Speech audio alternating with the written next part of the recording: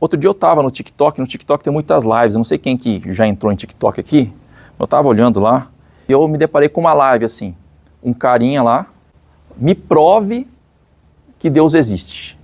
E a minha ideia aqui é dizer para vocês que é possível provar que Deus existe.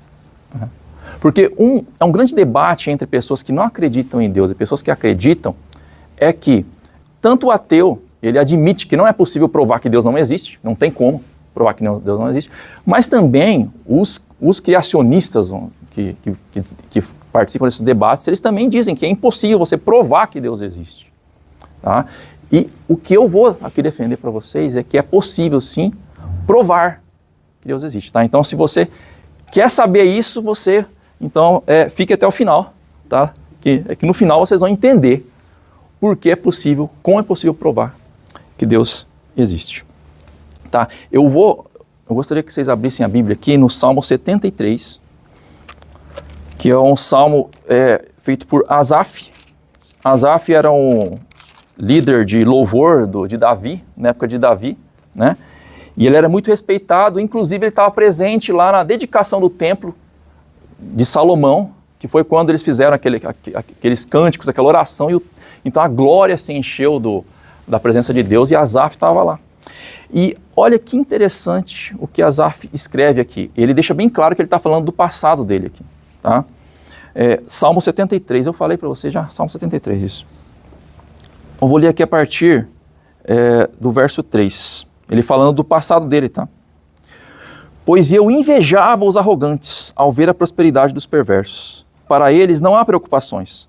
O seu corpo é sadio e nédio. Não partilham das canseiras dos mortais, nem são afligidos como os outros homens. Daí a soberba que os cinge como um colar e a violência que os envolve como tanto.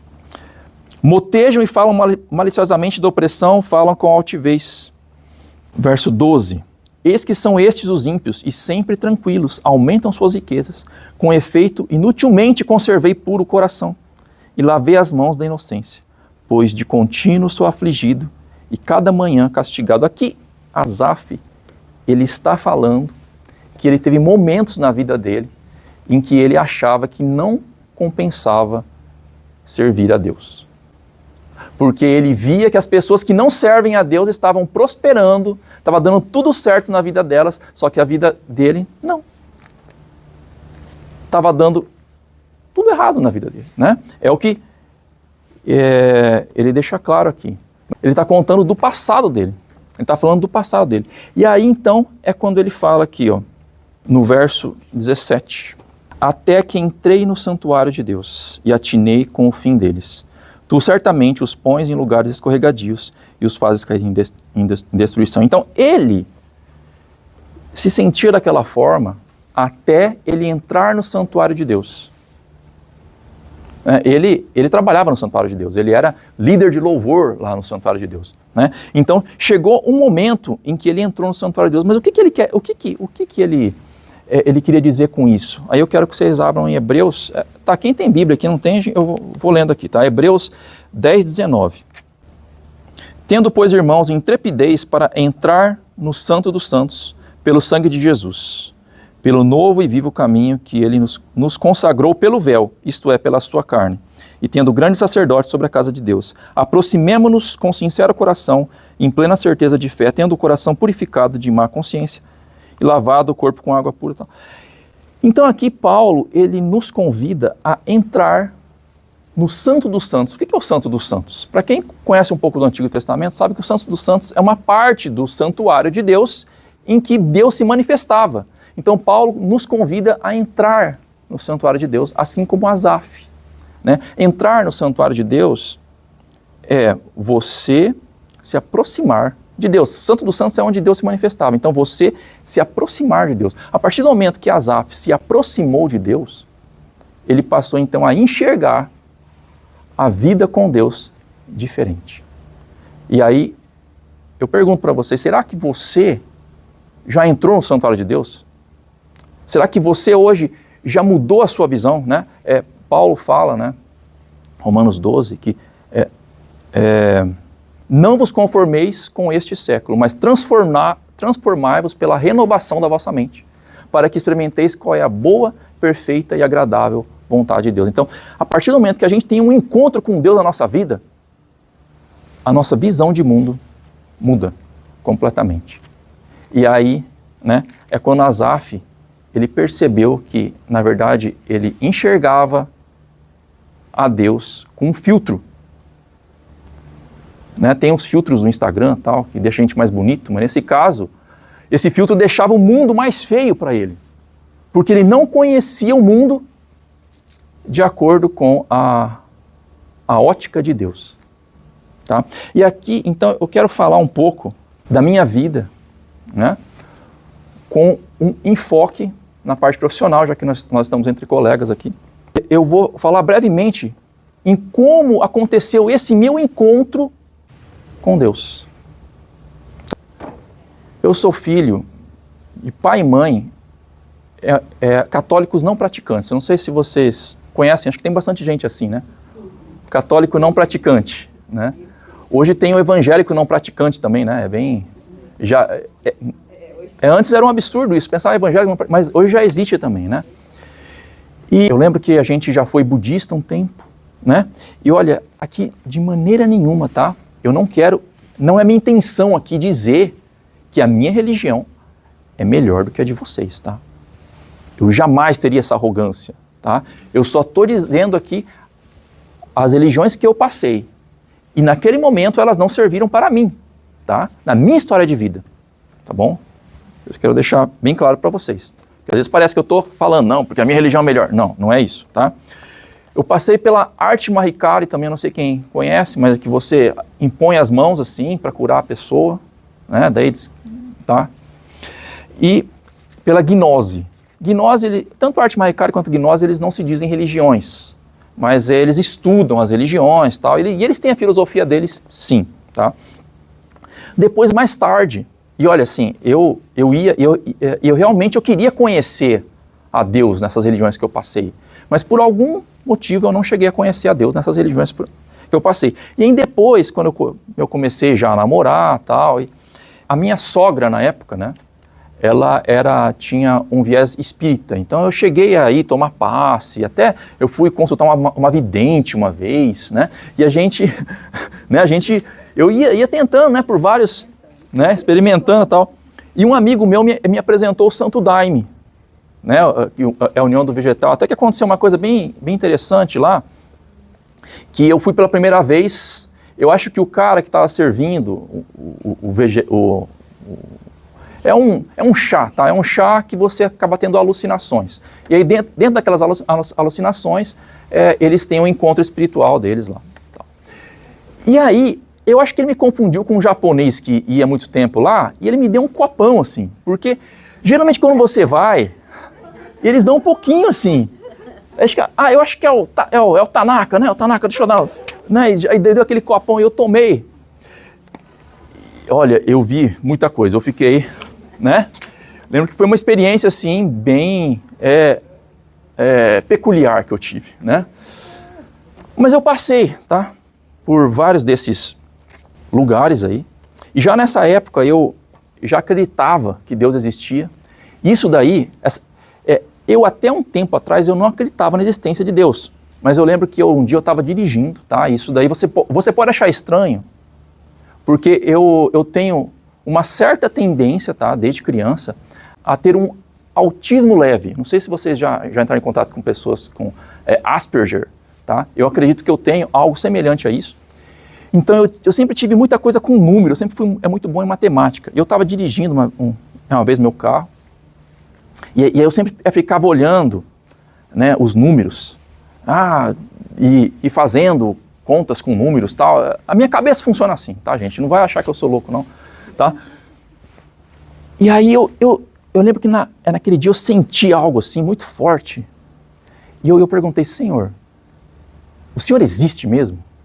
Se o Senhor existe, fale algo para mim sobre como eu devo viver a minha vida. E aí eu olhei no relógio, né? E era 9h43. Eu não sei se vocês se lembram, mas há muito tempo atrás a gente tinha poucas rádios aqui. Era 94, 95, 97, 102, eu acho, não tinha mais nenhum. E tinha uma rádio que era 94.3, não sei se vocês se lembram, né, cara? E aí eu falei, cara, será que Deus quer me falar alguma coisa nessa rádio aqui? Né? E ele sabia que minha cabeça funcionava daquele jeito, né? E aí eu fui lá, coloquei na rádio, a rádio estava em silêncio. E aí começou uma música que na época foi gravada pelo Titãs e falava, o nome dela É Preciso Saber Viver. E o que eu tinha perguntado para Deus, Senhor, fala algo sobre como viver a minha vida. Agora, qual a probabilidade de você fazer uma pergunta dessa para Deus e você ligar, a rádio estar em silêncio e iniciar do zero aquela música? Aí eu fui ouvindo, tal, tocou outras músicas depois. Chegando na minha casa, então, o radialista assumiu e falou, e nós tocamos a música tal, a música tal, a música tal, a música tal. Ele não citou o nome daquela música, como se aquela música tivesse tocado só para mim. Eu não sei se isso realmente aconteceu, se ela tocou só para mim, tá? Mas é possível, por que não? A partir desse dia eu falei, não, Deus existe. Eu preciso encontrar qual é a vontade dele para a minha vida. E aí foi quando, depois disso, eu fui para a União do Vegetal, passei um tempo lá. E aí depois a minha sogra proibiu a minha namorada de frequentar a União do Vegetal e eu acabei não indo mais.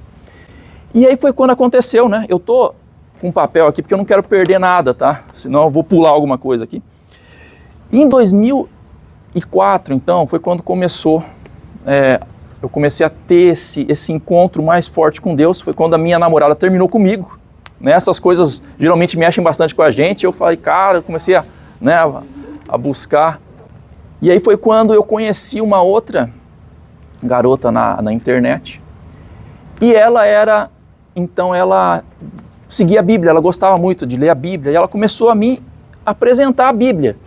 Eu falei, cara, eu não achava que a Bíblia tinha essas coisas aqui. Comecei a ler muita coisa na Bíblia, eu falei, não achava. Para mim a Bíblia era um livro que tinha umas orações lá, os negócios lá, que você, quando você estava com dificuldade, você ia lá e lia para você ficar melhor. Eu não sabia que a Bíblia tinha regras tão claras, assim, instruções tão claras para a gente se sentir melhor, para gente, né, para nós sermos pessoas melhores. Eu comecei então a aprender, né, a Bíblia. E aí na época então ela me apresentou para uma igreja, eu comecei a frequentar essa igreja e tal. Eu comecei a ir numa célula, não sei quem sabe aqui o que é uma célula, comecei a ir nessa célula, tudo. E eu comecei a aprender que compensava fazer a vontade de Deus na sua vida.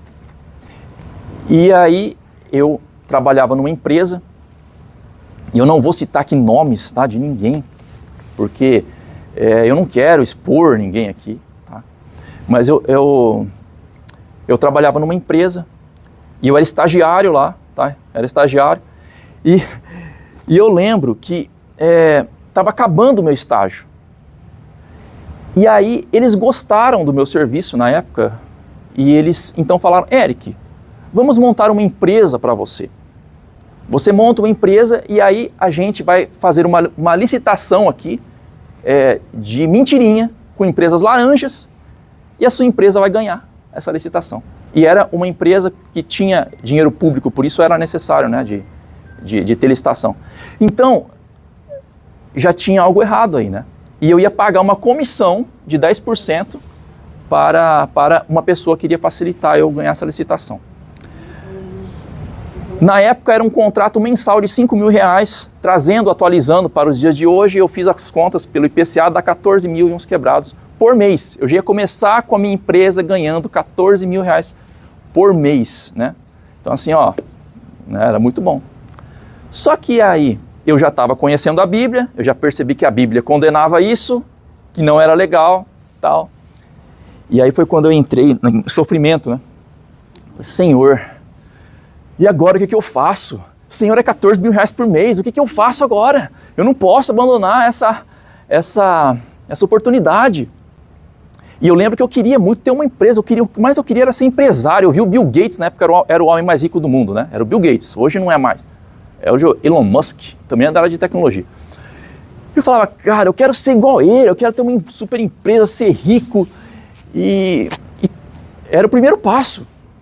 Era o primeiro passo para me tornar rico, né? Ser um grande, mega empresário. E eu comecei a orar, e aí eu lembro que veio, orar ou rezar, tá? E veio na minha mente assim, Eclesiastes 5:12. Cara, eu não sei nem o que é Eclesiastes, como assim Eclesiastes 5:12? Né? Eclesiastes, ficava vindo na minha cabeça toda hora. Deixa eu ver esse negócio. Deixa eu ver esse negócio. Aí eu fui lá. Doce é o sono do trabalhador. Quer coma pouco, quer muito, mas a fartura do rico não o deixa dormir. Basicamente, Deus estava falando, não se apegue a você querer ser rico. Isso não é o mais importante. Queira ter um trabalho digno, um trabalho que você vai poder me servir. Falei, tá bom, Senhor, tá bom. Fui lá para o meu sócio, tá? Eu tinha um sócio. Eu falei, ó, cara, pode ficar com a empresa.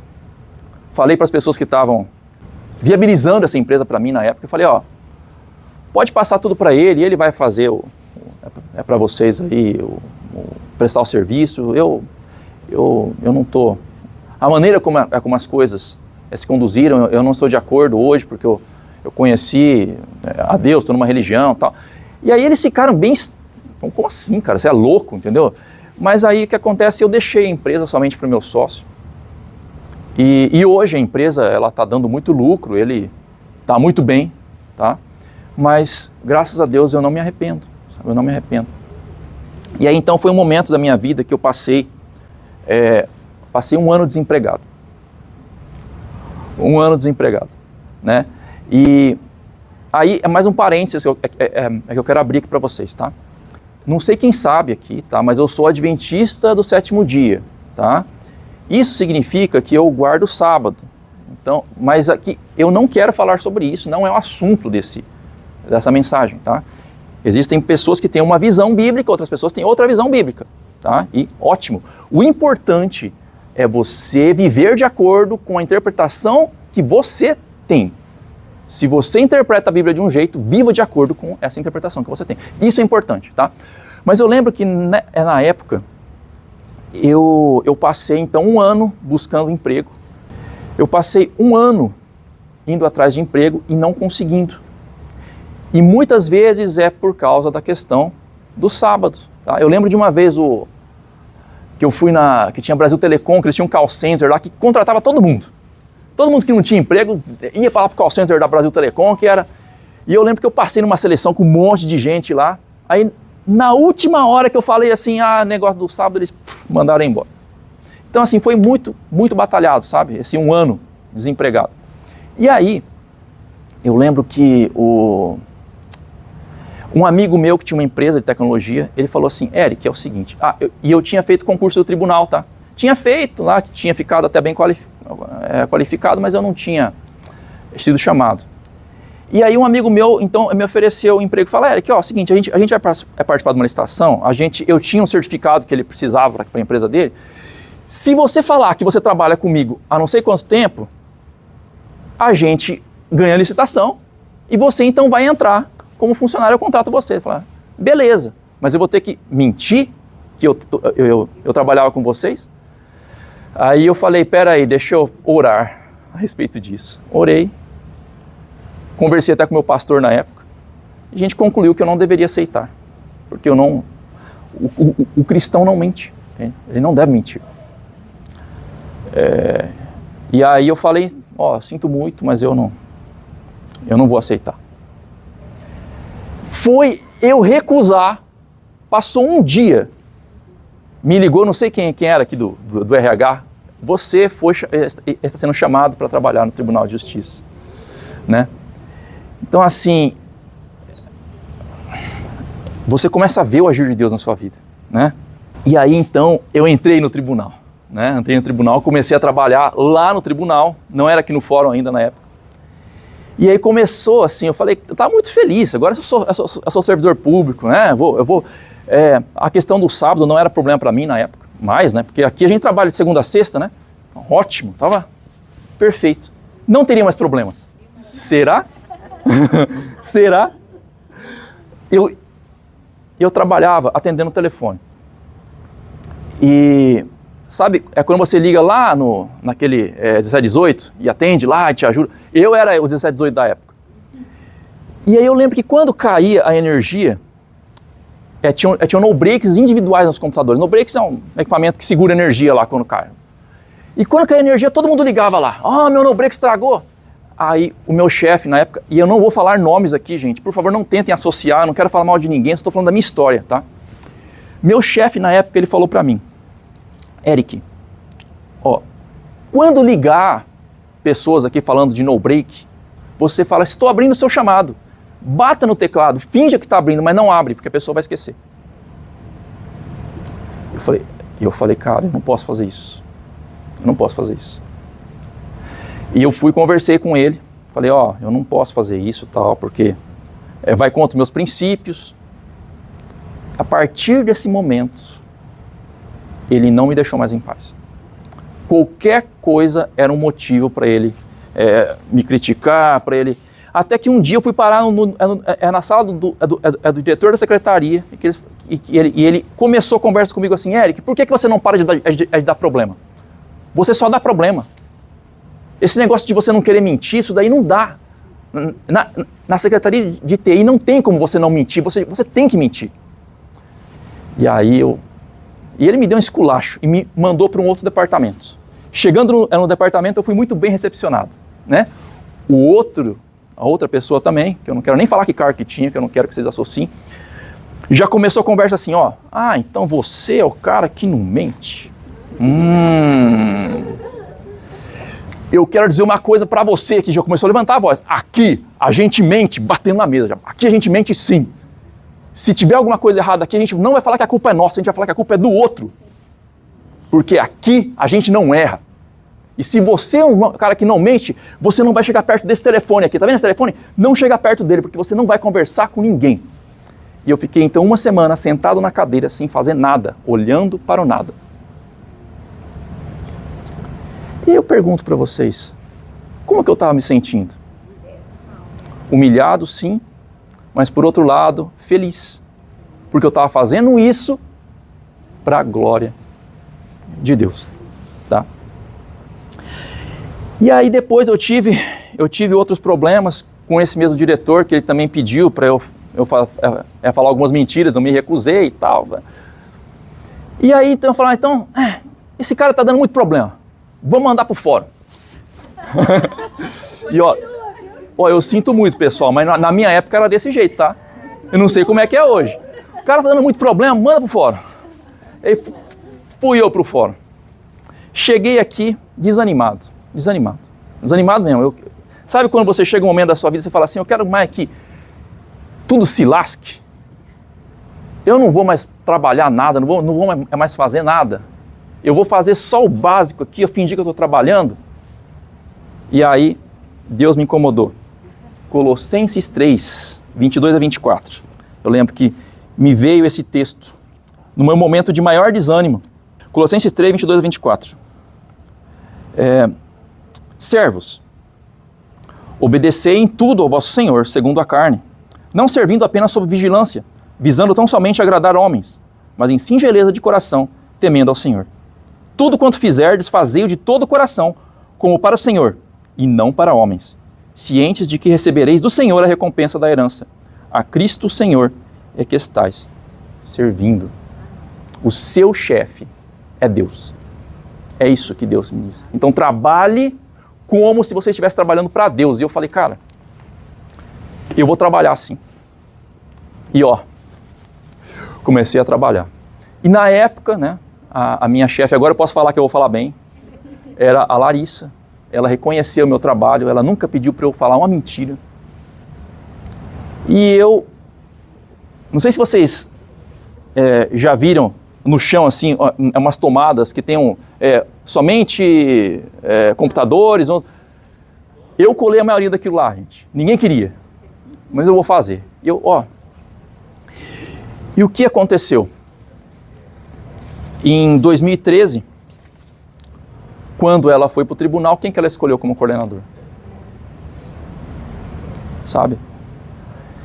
Deus, ele tem os planos dele, né? Eu me lembro que em 2011, 2008 eu fiz um concurso, eu era de nível médio, meu salário era mais baixo, né? Eu fiz um curso para nível superior, em 2008, né?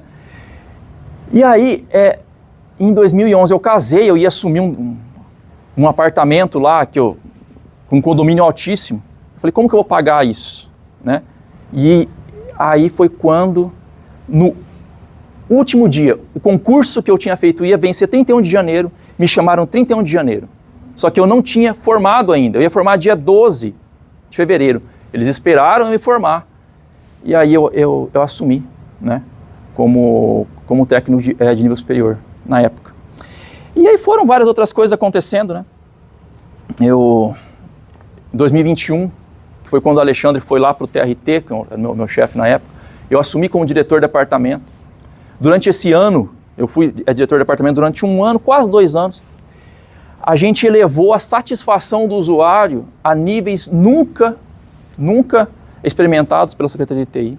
O nível mais alto antes visto na Secretaria de TI. Então, assim, eu passei um bom tempo, né, como diretor. E aí foi quando, né, em 2022, finalzinho de 2022, né, eu fiquei sabendo que eu perderia esse cargo. E aqui eu não quero entrar em detalhes com vocês, gente, porque esse lugar aqui não é para isso, tá? Esse lugar aqui é um lugar para elevar a gente espiritualmente. Mas será que eu estou desanimado? Será que eu agora quero fazer só o mínimo e que o tribunal, eu não estou nem aí? De jeito nenhum, gente. Deus tem os seus planos. Eu não sei qual plano que Deus tem para mim, mas Ele tem um plano para mim, eu tenho certeza. Talvez Ele queira que eu seja youtuber, né? Não sei, talvez, eu não sei.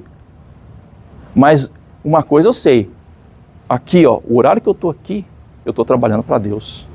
Não importa se eu sou diretor, se eu sou coordenador, não importa quem eu sou. Sei que tem um Deus hoje comigo e que Ele tem um plano para mim, aqui dentro. Tem uma frase que eu queria falar para vocês. É de uma escritora, né, que eu leio muito, chamada Ellen G. White. Ela fala o seguinte: nada temos a temer quanto ao futuro, a menos que nos esqueçamos como Deus tem nos conduzido no passado. Você não precisa temer o futuro se você se lembra o que Deus fez na sua vida, no passado. O salmo mais conhecido da Bíblia, que é o Salmo 23, fala: o Senhor é meu pastor e nada me faltará. Mas essa tradução, ela não é a mais correta. A tradução mais correta é o seguinte: o Senhor é meu pastor e Ele não me faltará. Não importa o que está acontecendo na sua vida. Deus nunca vai te faltar. Ele nunca vai te abandonar. E a presença dEle é tudo que você precisa. Independente do que esteja acontecendo na sua vida. E é possível sim, agora concluindo, é possível sim provar que Deus existe. Mas só é possível provar que Deus existe para você mesmo. Você não consegue provar para o outro. A única maneira de você provar que Deus existe é você ter uma experiência de obediência e de adoração com Ele. Se você conseguir ter essa experiência de obediência, de andar com Ele no caminho dEle, você então vai ter certeza e nunca mais vai duvidar que Ele existe. Que Deus os abençoe.